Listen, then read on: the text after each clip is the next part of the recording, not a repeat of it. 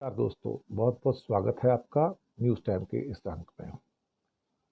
दोस्तों, ईरान ने अब अनाउंस कर ही दिया कि अब मैं हिस्ट्री के अंदर ऐसा जो कभी नहीं हुआ, मैं इस लेवल पे बड़ा हमला करने जा रहा हूँ। शायद अब ईरान ने फैसला किया कि अब वो 100, 50, 80 मिसाइलों से काम नहीं चलेगा। अब इसराइल की भी कमर तोड़ने का वक्त आ गया है और कम से कम नहीं तो 500, 1000, 2000 मिसाइलों के द्वारा जब आक्रमण होगा तो जिस लेवल पे वहां पर बर्बादी होगी वो देखने वाली होगी। इसी बात से डरा हुआ इजराइल अपने हमले और तेज कर रहा है और जो न्यूक्लियर प्लांट्स पे हमले तेज कर रहा है और अमेरिका को उकसा रहा है कि भाई तू मेरी मदद करने को आ, मैं अकेला अब इजराइल ईरान को बर्बाद नहीं कर पा रहा हूं। बल्कि आज तो ईरान के स्टेट ब्रॉडकास्टर जो हैं आईआरआईबी पर हमला किया और वहाँ पे जो उनकी एंकर थी जो न्यूज़ पढ़ रही थी उसको भी न्यूज़ छोड़कर एकदम से भागना पड़ा अपनी जान बचाने के लिए। और उसके बाद इजराइल डिफेंस फोर्सेस के जो रक्षा मंत्री हैं वो कहते हैं कि ईरान फेक प्रचार और उकसावे का माध्यम बनता जा रहा था, हमने इसे ख़त्म कर दिया।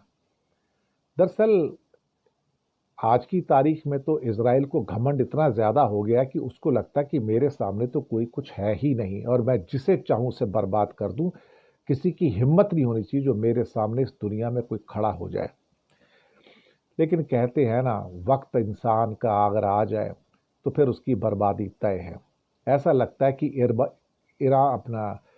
इजराइल भी अब अपनी बर्बादी का इंतज़ार कर रहा है और उसे इंतज़ार करना भी चाहिए, क्योंकि जिस लेवल का घमंड उसको हो गया है और जिस लेवल पे अमेरिका उसको सपोर्ट कर रहा है, तो कहीं ना कहीं एक दिन तो ऐसा आता है कि जब आपको मुंह की खानी पड़ती और बर्बादी के कगार में आपको जाना पड़ता है। तो जब से ईरान ने अब अनाउंस किया है कि मैं आपको इतिहास का सबसे बड़ा हमला अब मैं करने जा रहा हूं, तो अब नेतन्याहू की टांगें कांप रही हैं, क्योंकि ये बर्बादी का आलम इतना बड़ा हो सकता है जिसमें तेल अवीव, हाइफा, नेवटुम और बाकी शहरों के ऊपर हो सकता है कि इसराइल ही उसमें गजा बन जाए। जगह जगह आपको गजा के निशान आपको इसराइल में देखने को मिले। इवन अमेरिकन एम्बेसी भी आधी बर्बाद हो गई ईरान की मिसाइल की अटैक के द्वारा। कोई किसी को कमज़ोर ना समझे, कोई ये ना समझे कि दुश्मन कमज़ोर है।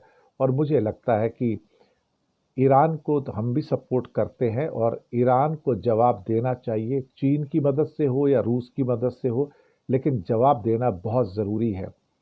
जैसे कि मसूद पेजेश्कियन ने, जो कि राष्ट्रपति हैं, उन्होंने आज एक मुलाकात में इसराइल को सबसे बड़ा टेररिस्ट नेशन कहा है, सबसे बड़ा टेररिस्ट देश है और वहाँ के लोग आतंकवादी हैं। ये बात सही है। जिस ढंग से इसराइल का इस समय जो दादागिरी है वो किसी आतंकवाद से कम नहीं है और वो एक आतंकवादी की तरह ही बिहेव कर रहा है, ये मसूद पेजेश्किन भी अब कह रहे हैं। तो जवाब देना ज़रूरी है, लेकिन भारत इसराइल के साथ खड़ा है और ईरान को भारत ने त्याग दिया है और फैसला कर लिया ऑलमोस्ट कि हमें ईरान से कुछ अब लेना देना नहीं है, हम इसराइल के साथ रहेंगे। दरअसल इंडिया अब G7 में भी जा रहा है तो वहाँ भी यही होने जा रहा है कि वो उनके व्यू पॉइंट को, जो सारे इसराइल का साथ देंगे, उनको एंडोर्स करेगा जाकर।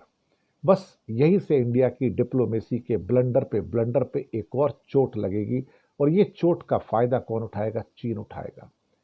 लेकिन मैं इंतज़ार करूंगा कि उस बड़े अटैक का जो ईरान करने जा रहा है इसराइल पर, और करना भी चाहिए, ताकि उसकी भी अकल ठिकाने पर आ जाए। शुक्रिया आपका।